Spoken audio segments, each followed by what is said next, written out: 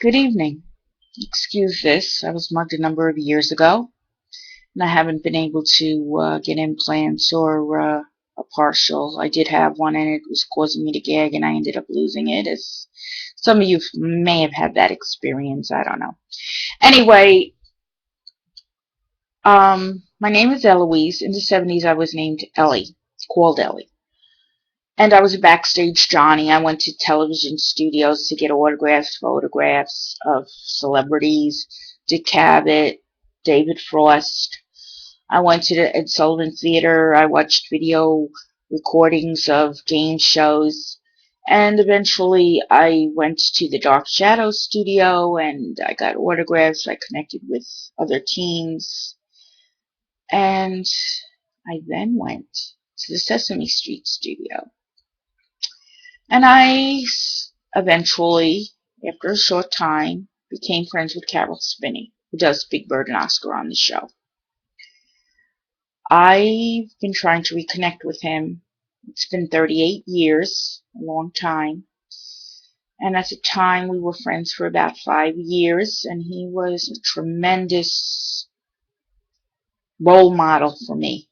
He tried to give me guidance, counseling, if you will. I moved in May 2011, and I found an old photograph book. And when I opened it, suddenly our conversations came back to me verbatim. Things we did together, things we talked about. And I realized how much I could have gotten in my life if I had listened, really listened, and followed Caroll's guidance. But it's not too late. I got an associate's degree. I was a single parent twice, and I had a lot of problems, but I've worked with children, I worked with adults, I worked with people who had HIV and AIDS, who were in crisis. I did a lot of things. Not enough, but I did a lot. And I've worked doing clerical work. And presently I'm in a program where I met a number of people who worked with Caroll on Sesame Street. 2 young adults, Jessica Yee and Brian Young, with 2 of them. Another one, George Panon, and Jonathan Glass, who interned, but he didn't get along with Caroll. He was running around the studio trying to take pictures of Caroll out of the Big Bird outfit, and him and Caroll get into arguments, from what I understand, because at that time Caroll was very, I don't know, secretive about the kids knowing that Big Bird was being performed by a human. And recently I met a friend of his, Steve Briacia, who worked on the show and remembered me coming to the studio. And he says, "Oh, you're still causing problems," because I had a behavioral problem. And Caroll and Bob know this. And, but now I'm 59 on August 8th. And I'm sorry. I am planning to return to college as of November to pursue a career.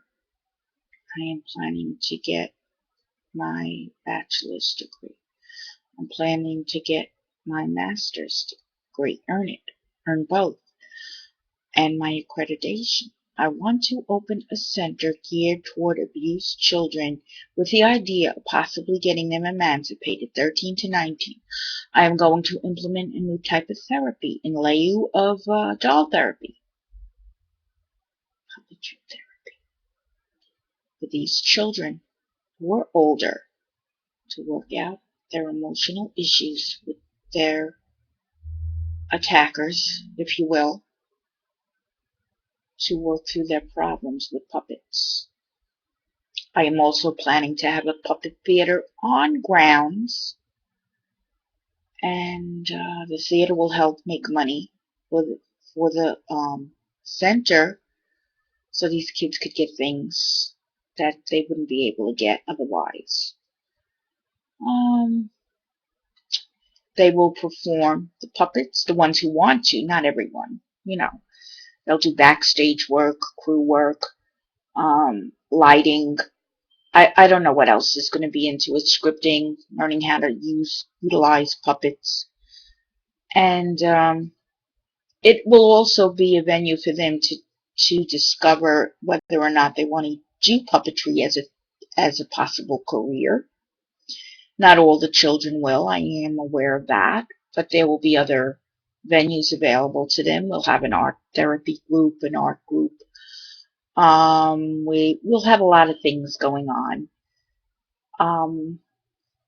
This isn't going to be like any other place. I don't want it to be like Green Chimneys in Brewster. I don't want this to really be a residential treatment center, though it will have that background, of course. I want this to be different. I want these kids to feel they have a place to come to feel safe. We will accept them any day, any night, any time, 24/7. If they do not have a space, we will find a space. We will make room. I don't know where it's going to be yet. Probably in New York, but I'm not 100% sure of that. And Caroll, as far as I know, is aware of this, of the center, and because it's going to be dedicated to him, but I haven't heard from him directly. As I said, he's very busy working with his family on his documentary, whatever else he's doing. And I want your emotional support in this. And those of you who are watching, who are studying social work, who are studying psychology, may decide to end up working here. So you guys, that's why I'm making this video cam, to make people aware of this possibility. No, not this possibility. To make you aware of the fact this center is going to be developed.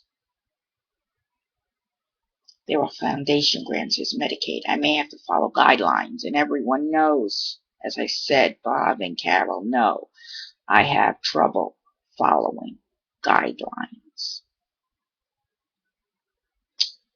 So hopefully this will work.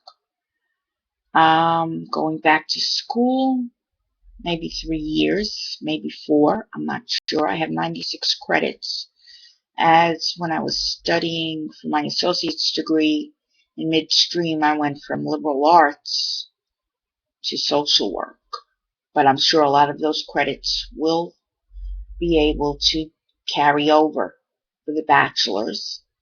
And the school I'm planning to attend, the Empire State College, that school also takes credits from life experience. It may take a long time because of funding, but it's going to happen. And I hope I have all of your support. Thank you. Take it easy.